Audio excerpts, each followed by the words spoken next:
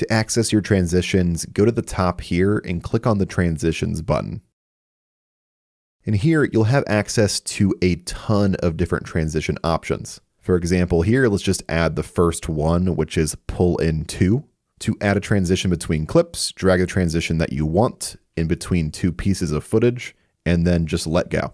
Now if I go back and press play, you can see we have a nice, cool little transition between our clips, rather than that really jarring hard cut.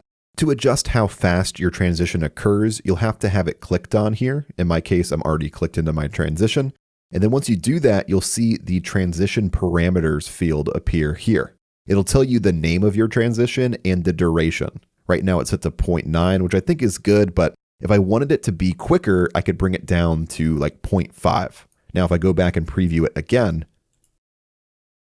you'll see the transition happens even quicker.